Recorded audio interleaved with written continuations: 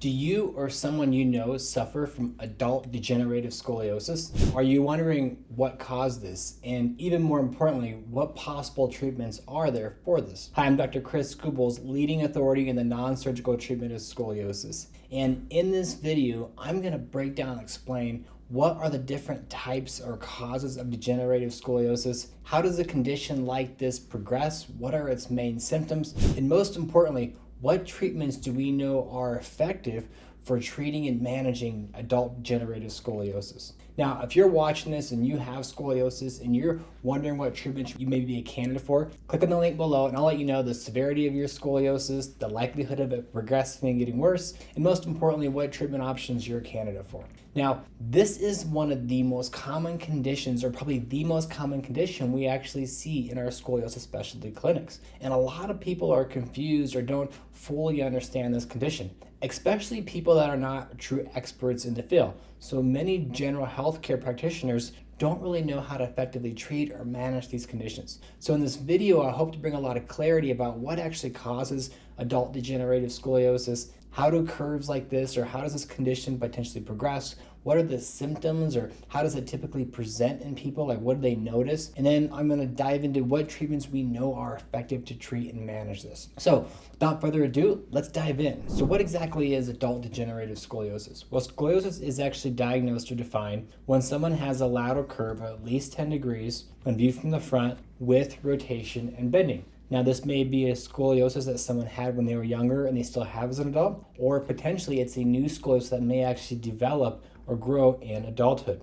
But when someone has a curve, whether it was one they had when they were younger or one that develops in adulthood, this is a diagram that explains how these curves progress. So imagine you're someone that has scoliosis when you're younger, and you still have that curve in your spine as an adult. Well, you have some asymmetries in your spine. With the curve, you're going to have some asymmetries. That leads to asymmetrical degeneration. More specifically, where you have a curve, on the inside of the curve, the disc and the facet joints tend to start to break down and decay. Well, that leads to more asymmetrical loading, because as you get degeneration and the curve progresses, you're going to get more pressure on the inside of the curve and less pressure on the outside.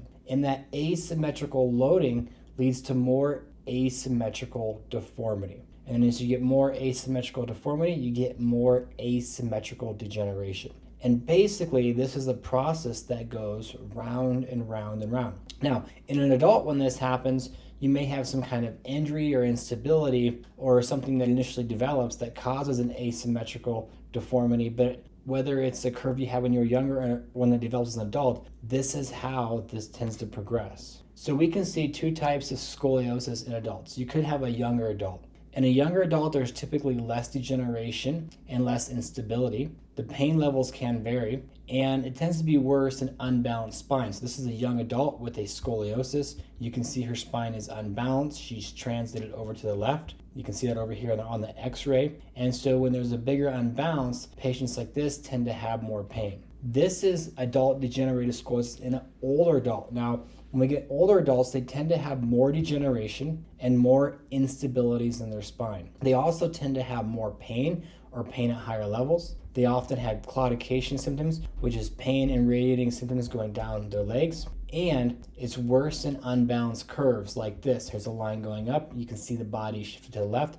That's an unbalanced curve in an adult with degenerative scoliosis. So another way to look at that, when you have a curve like this, you have asymmetrical alignment. So there's asymmetries. You have a curve here, the body shifted to the left. That causes asymmetrical loading. So there's more pressure on the inside of the curve compared to the outside. That causes asymmetrical degeneration. You can see the discs are thinner here and wider here. It's a wedge shaped. And the joints here on the inside are going to have more degeneration. And so that's one of the things that cause these curves to progress little by little over and over. So why is adult scoliosis an important condition to really understand? Well, it really comes down to how prevalent this is. This is a graph that just shows the aging population over about 150 years. Now, if you look in here, let's say about 2014, there was about 46 million adults over the age of 65.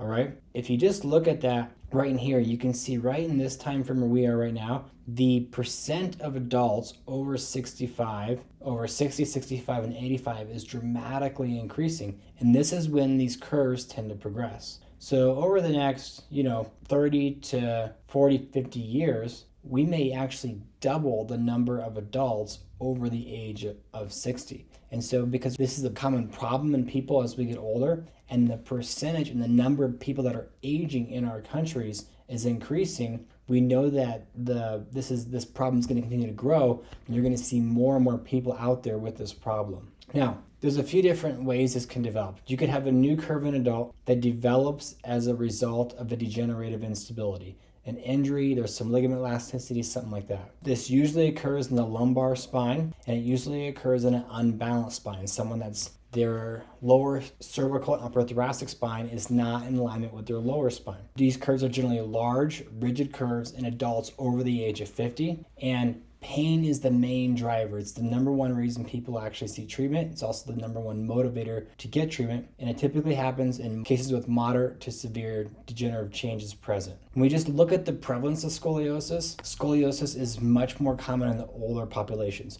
A lot of people think about scoliosis in teenagers. About 2 to 4% of teenagers get diagnosed with scoliosis. When we look at people over the age of 40, it's about 9%. Now, if someone is 40 and they have scoliosis, it's likely they had this scoliosis when they were younger, we just never picked up. But once we hit 60 years old, it's over 35% of the population develops scoliosis. And when we hit the 90s, it's anywhere from 50, and some studies say up to 68% of the population. So when we look at the older populations, most of these are actually people that had a scoliosis that developed in adulthood, yet some had it when they were younger and it's still present, or it's progressing and becoming degenerative. Now, there's different problems associated with adult spine deformity. The number one concern people present with is pain. Pain is the number one motivator because pain leads to disability or the inability to do normal daily activities. There's also concerns of the curve in pain progressing and getting more severe. And then also some people are concerned with the aesthetics of how they look physically.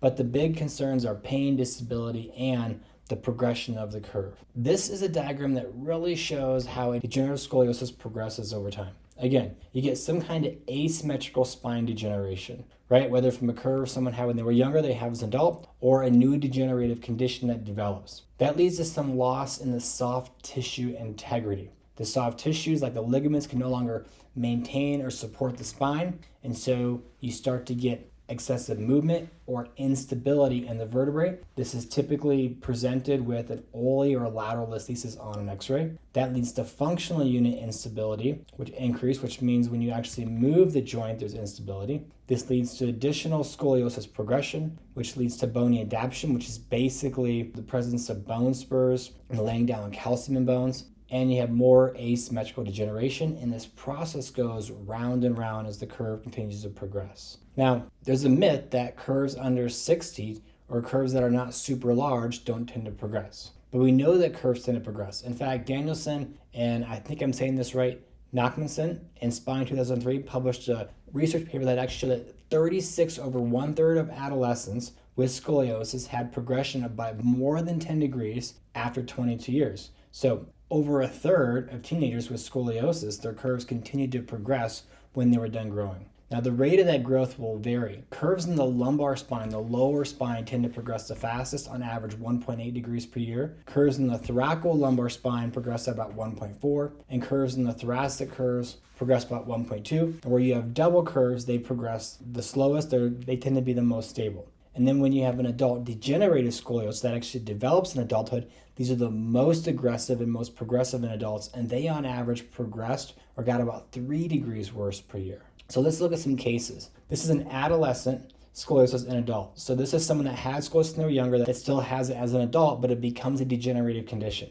This is the person right here that had a 25-degree right lumbar scoliosis, 54-year-old woman, and in 18 months it actually progressed 10 degrees to 35 degrees. So a curve someone had when they were younger that's still progressing in adulthood. Another case, this is a classic adult degenerative scoliosis. This is a 48-year-old female nurse. She presented to her primary care doctor with chronic low back pain. No signs of scoliosis on the x-ray, but you do see a loss of the normal lumbar curve from the side, which is one thing that may cause or scoliosis to develop, and it's a predictor of curve progressing. This is 2004, right? This was 9 years later in 2013. Here you can actually see the scoliosis present. There's asymmetries in the disc, wider disc on the outside and the inside. There's asymmetrical loading, and then you can actually see a beginning of the reversal or of the lumbar curve or the beginning development of a lumbar kyphosis. That took 9 years to go from here to here. Now let's look at this person just 2 years later. Now you're seeing the instabilities to develop. There's a lateral listhesis here, which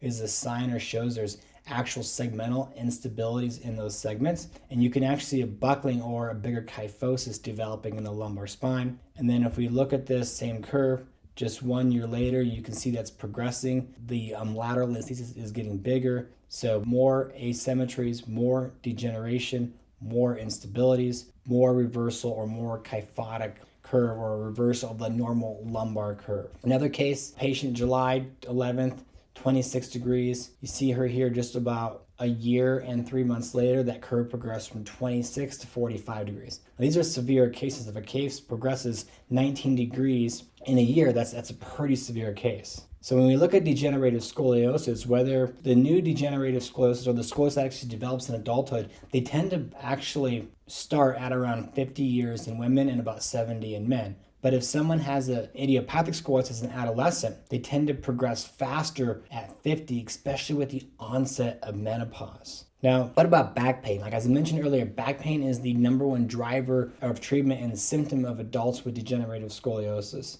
So in this study, the authors looked at 671 patients that had low back pain, and they found that 7.5% of those had signs or evidence of scoliosis. But the older people were, the higher percent or more likely they were to have scoliosis. So about 2% of those younger than 45, those are likely ones that had idiopathic scoliosis. 2% of those had scoliosis. They were younger than 45. But after 60, it was over 15% of those, which are probably degenerative cases. So of these, the majority were people that were over the age of 60. Now, most studies actually show this a bit higher. So in this study, the authors looked at 554 adults with low back pain between the ages of 50 to 84, and 30% of those had scoliosis of at least 10 degrees. On a 5-year follow-up, they found that that number actually increased to 40% people had scoliosis. So you had new scoliosis developed, but that increased. So a significant number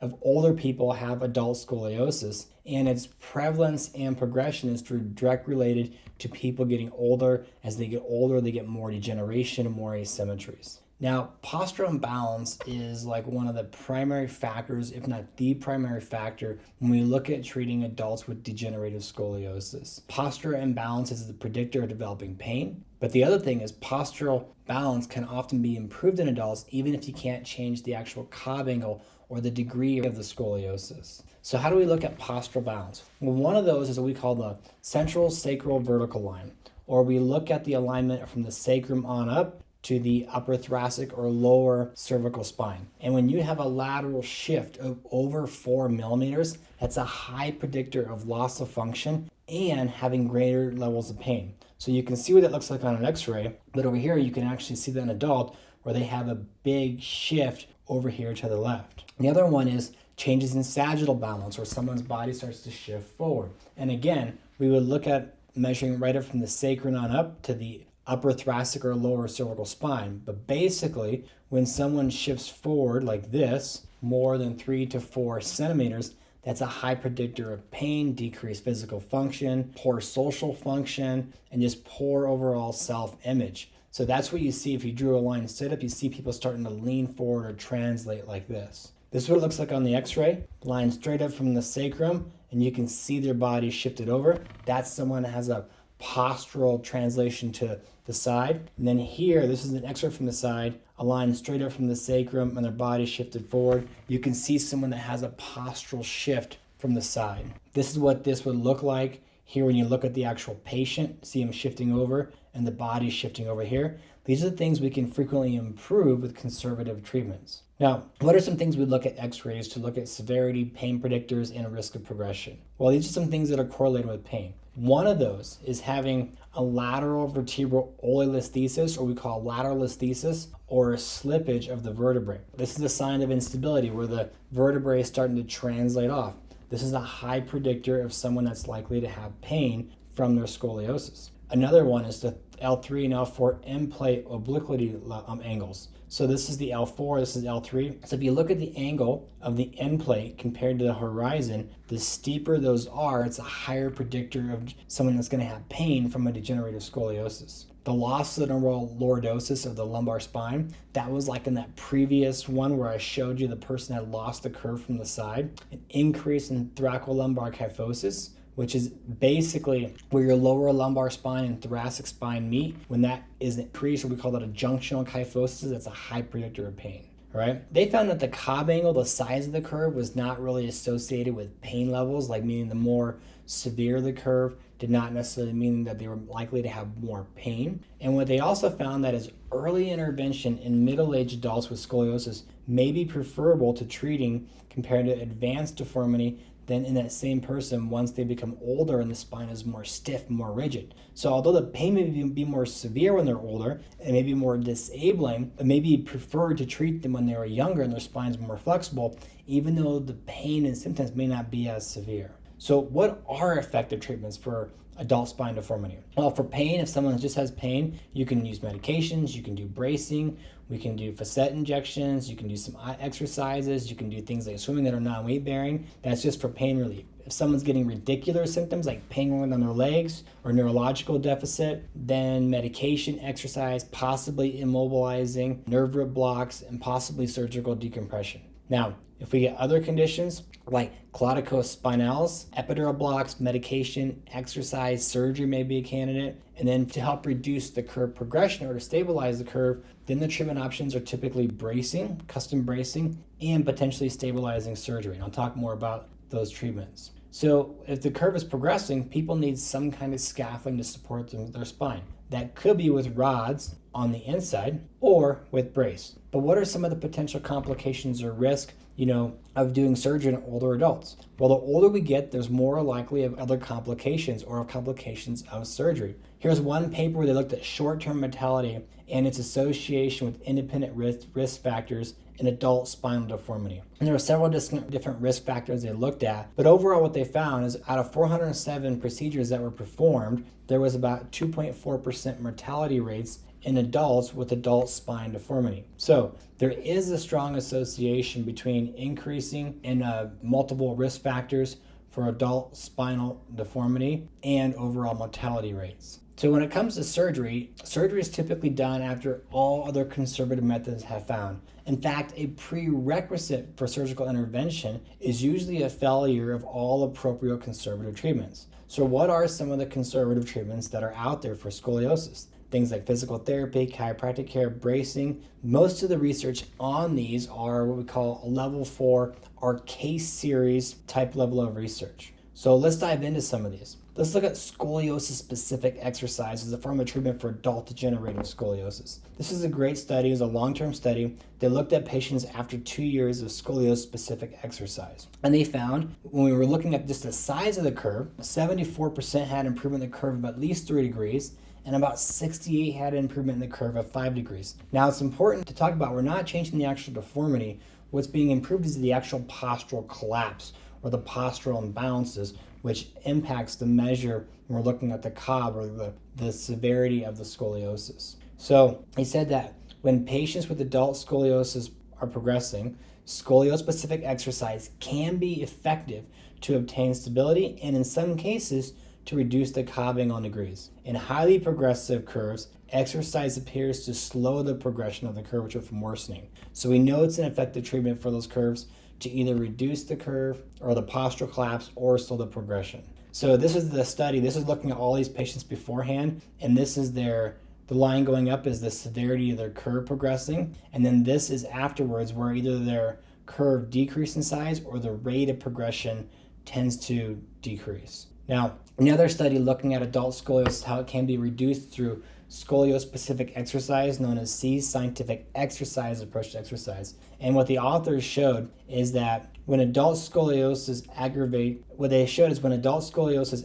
or progresses, it is possible to intervene with specific exercise, not to just get stability, but to recover last year's or to recover the postural collapse. The reduction of the scoliotic curve through rehabilitation does not indicate a reduction of the deformity, but only on recovery of the upright postural collapse. This reduction can decrease the chronic asymmetrical load on the spine, and in the long run may reduce the risk of progression. So again, they're not reducing the actual deformity, but you're reducing some of the asymmetrical loading on the spine that leads to degeneration. Now, some other effective treatments are actually bracing. This is one of my favorite studies on bracing. And what's great about this study is they actually looked at a group of population of patients over a 15-year span. And the average age was about 61 years old. And they looked at these people over 15 years. And for the first 10 years, they got no treatment. And for the last 5 years, they had them wear a custom brace like this for a minimum of about 6 hours a day. And here's what they found. These are adult degenerative scoliosis, the ones that are more aggressive.